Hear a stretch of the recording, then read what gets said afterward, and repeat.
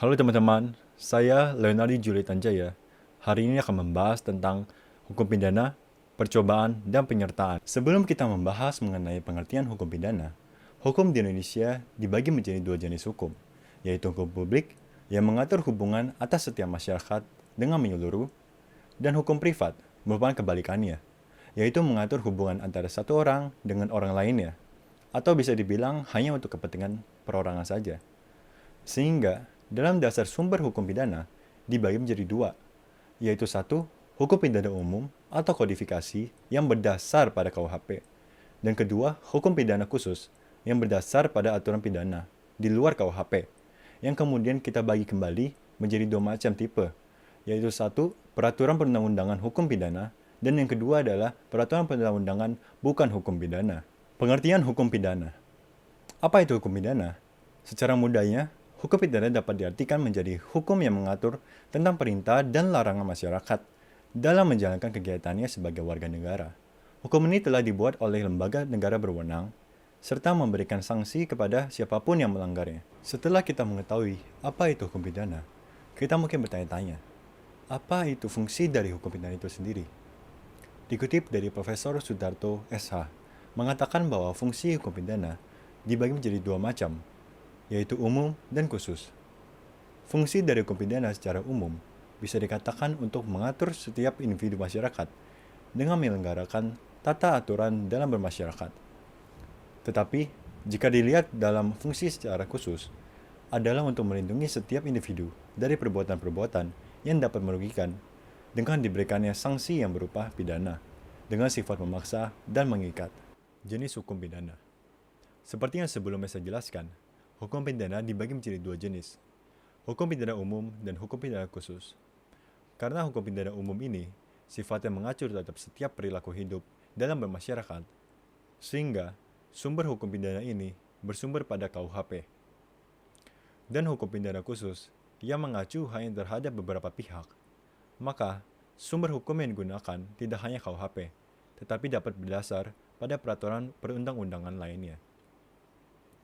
Di dalam hukum pidana khusus ini, Profesor Sudarto SH juga mengatakan bahwa hukum pidana khusus juga dapat diklasifikasikan menjadi tiga macam pengelompokan, yaitu pertama, undang-undang yang tidak dikodifikasikan, contohnya Undang-Undang Narkotika, Undang-Undang Pemberantasan Tindak Pidana Korupsi, dan UU Lalu Lintas. Kedua, peraturan-peraturan hukum administratif yang mengandung beberapa sanksi pidana. Contohnya adalah Undang-Undang Perburuan, Undang-Undang Lingkup Hidup, Undang-Undang Konservasi Sumber Daya Hayati, dan lainnya. Ketiga adalah undang-undang yang mengatur hukum pidana khusus dan mengatur beberapa golongan perbuatan tertentu. Contohnya adalah Kitab Undang-Undang Militer, Undang-Undang Pajak, Undang-Undang Tindak Pidana Ekonomi, dan lainnya. Sumber-sumber hukum pidana. Dasar dari undang-undang yang mengatur hukum pidana bisa kita temukan di antaranya sebagai berikut. Pertama adalah KUHP, atau Kitab Undang-Undang Hukum Pidana. Bisa dibilang KUHP merupakan sumber utama dalam undang-undang yang mengatur hukum pidana di Indonesia. KUHP berisi mengenai segala macam undang-undang yang mengatur hukum pidana, misalnya tentang kejahatan, pelanggaran, dan lainnya. Kedua adalah undang-undang di luar KUHP. Undang-undang selain KUHP ini digunakan untuk tindak pidana bersifat khusus. Contohnya bisa dilihat di Undang-Undang Tindak Pidana Korupsi, Narkotika, dan lainnya. Ketiga, hukum adat. Walau tidak semua daerah menggunakan hukum adat, tetapi beberapa daerah masih menggunakan hukum adat sehingga hukum adat masih dapat diklasifikasikan sebagai salah satu sumber hukum pidana di Indonesia. Percobaan. Sekarang saya akan menjelaskan mengenai percobaan. Pengertian percobaan menurut beberapa ahli seperti Jan Melik mengatakan bahwa percobaan memiliki arti sebagai upaya untuk mencapai tujuan tertentu tanpa adanya keberhasilan untuk mewujudkannya. Sedangkan menurut Pompe, yang merupakan seorang guru besar yang berasal dari Utrecht, percobaan adalah melakukan kejahatan yang digambarkan menjadi suatu tindakan untuk mewujudkan apa yang oleh undang-undang dikategorikan sebagai kejahatan. Namun, percobaan perbuatan tersebut tidak berhasil untuk diwujudkan. Dan terakhir, menurut ahli hukum John Kurtz, ada dua alasan pembuat undang-undang untuk memberi pidana pada percobaan melakukan tindak pidana. Pada umumnya, yaitu pertama adalah pemberantasan kehendak jahat yang ternyata dalam perbuatan-perbuatan. Dan kedua adalah perlindungan terhadap barang hukum yang diancam dengan bahaya. Penyertaan. Penyertaan secara sederhana adalah suatu peristiwa tindak pidana yang melibatkan lebih dari satu orang, sehingga setiap pihak memiliki peranan masing-masing dalam melakukan tindak pidana. Biasanya penyertaan memiliki satu orang yang merencanakan tindak pidana seperti kejahatan, dan sisanya biasa hanya membantu melaksanakan perbuatan tindak pidana tersebut. Sifat-sifat penyertaan. Yang pertama adalah penyertaan yang berdiri sendiri. Dalam melakukan turut serta dalam perbuatan tindak pidana, setiap pihak yang terlibat dihukum atas perbuatannya masing-masing. Yang kedua adalah penyertaan yang tidak berdiri sendiri. Dalam melakukan perbuatan tindak pidana, setiap pihak yang terlibat digantungkan dengan setiap perbuatan pihak lainnya. Sehingga apabila salah satu mendapat hukuman, pihak yang terlibat lainnya juga mendapat hukuman tersebut. Penyertaan menurut KUHP. Di dalam KUHP telah dijelaskan bahwa penyertaan yang diatur dalam pasal 55 dan pasal 56 KUHP. Penyertaan dibagi menjadi dua pembagian besar, yaitu A. Pembuat yang ada di dalam pasal 55 terdiri dari 1. Pelaku. Pelaku adalah orang yang melakukan sendiri perbuatan yang memenuhi perumusan delik dan dipandang paling bertanggung jawab atas kejahatan. Kedua, yaitu yang menyuruh. Adalah orang yang melakukan perbuatan dengan perantaran orang lain, sedang perantara itu hanya digunakan sebagai alat. Dengan demikian, ada dua pihak, yaitu pembuat langsung. Unsur-unsur pada yang menyuruh adalah A. Alat yang dipakai adalah manusia. B. Alat yang dipakai berbuat. C. Alat yang dipakai tidak dapat dipertanggungjawabkan. Sedangkan hal-hal yang menyebabkan alat pembuat atau pembuat material tidak dapat dipertanggungjawabkan adalah A. Bila ia tidak sempurna pertumbuhan jiwanya, yaitu terdapat dalam pasal 44. B. Bila ia berbuat karena daya paksa pada pasal 48. C. Bila ia berbuat karena perintah jabatan yang tidak sah, pasal 51 ayat kedua. D. Bila ia sesat atau keliru mengenai salah satu unsur delik.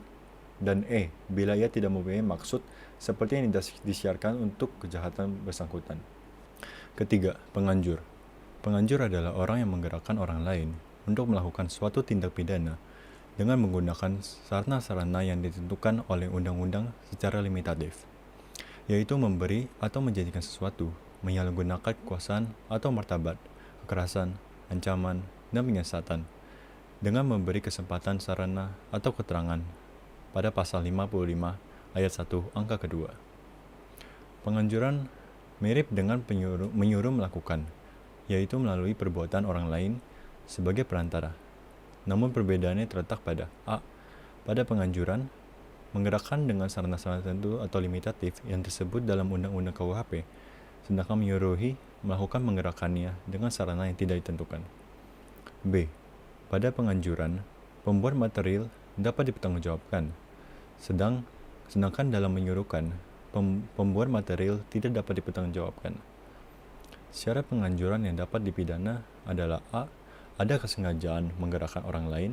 B. Menggerakkan dengan sarana atau upaya yang seperti tersebut limitatif dalam KUHP. Dan C.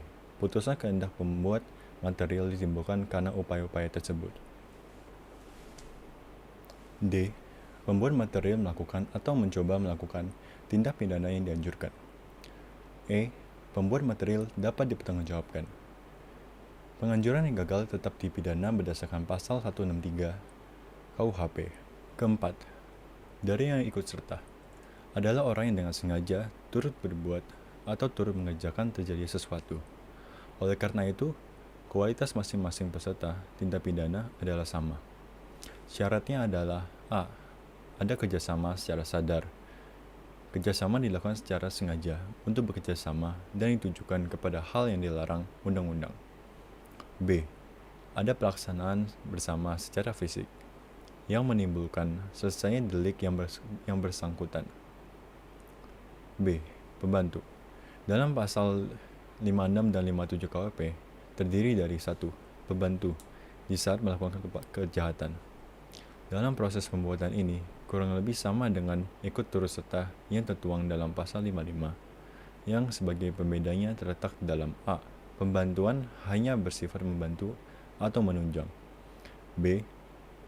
Pada pembantuan pula, pembantuan hanya sengaja memberi bantuan tanpa adanya syarat untuk kerjasama atau untuk kepentingan diri sendiri. C.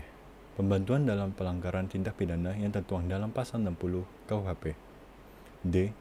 Dan untuk hukuman pidana, pembantu maksimum hanya dikurangi sepertiga dari hukuman pembuat tindak pidana. Contohnya jika kejahatan diancam dengan hukum pidana mati atau seumur hidup, pembantu yang dipidana penjara maksimal hanya 15 tahun. Kedua, pembantu sebelum dilakukan kejahatan. Sekian, terima kasih.